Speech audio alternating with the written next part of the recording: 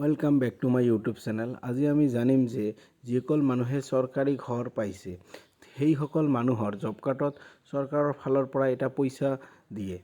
সেই পইচাটো জব কাৰ্ডত কিমান টকা সোমাইছে বা সোমাইছে নে নাই আমি এইটো ভিডিঅ'ত গোটেইখিনি জানিম। তো বলক ভিডিঅ'টো আৰম্ভ কৰোঁ। আপোনালোকে মই ভিডিঅ'ৰ ডিছক্ৰিপশ্যনত এটা লিংক দি ৰাখিম, আপোনালোকে তাত ক্লিক কৰিলে ইয়াত আহিব।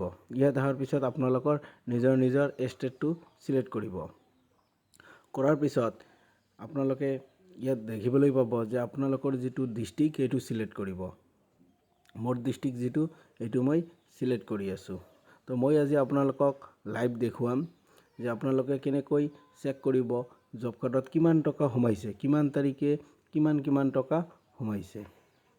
তো ভিডিঅ'টো ভাল লাগিলে আপোনালোকে চেনেলটো সাবস্ক্ৰাইব কৰিব। আৰু যিসকল মানুহে ফেচবুকত দেখি আছে বা যিসকল বন্ধু বান্ধৱীয়ে ফেচবুকত দেখি আছে পেজটো ফলো কৰিব আৰু ভিডিঅ'টো শ্বেয়াৰ কৰিব। নিজৰ ব্লকটো সিলেক্ট কৰিব লাগিব। মই ডিস্ট্ৰিক্ট সিলেক্ট কৰাৰ পাছত যেতিয়া আপোনালোকৰ নিজৰ ব্লকটো সিলেক্ট কৰিব। আপোনাৰ কোনটো ব্লক হয় সেইটো সিলেক্ট কৰিব।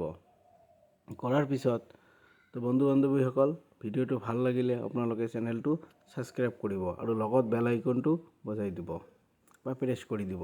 ইয়াৰ পিছত আপোনালোকৰ যিটো পঞ্চায়ত হয় এইটো সিলেক্ট কৰিব। মোৰ যিটো পঞ্চায়ত এইটো মই সিলেক্ট কৰি আছোঁ।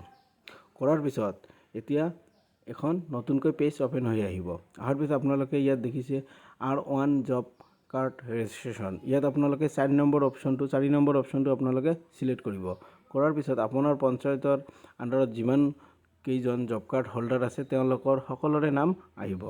আপোনালোকে যাৰ নামটো চেক কৰিব বা যিজন মানুহে বা যিয়ে ঘৰটো লাভ কৰিছে তেওঁৰ জব কাৰ্ডৰ নম্বৰটো ওপেন কৰিব। কৰাৰ পিছত আপোনালোকে ইয়াত দেখিবলৈ পাইছে যে প্ৰথম কিস্তি 2688 টকা পাইছে, সেকেন্ড কিস্তি 2688 টকা পাইছে, থাৰ্ড কিস্তি 2016 টকা পাইছে, তাৰপিছত ফ'ৰ্থ কিস্তি 1508 টকা নে কিবা এনেকুৱাকৈ পাইছে। টোটাল 10,000 টকা পাইছে।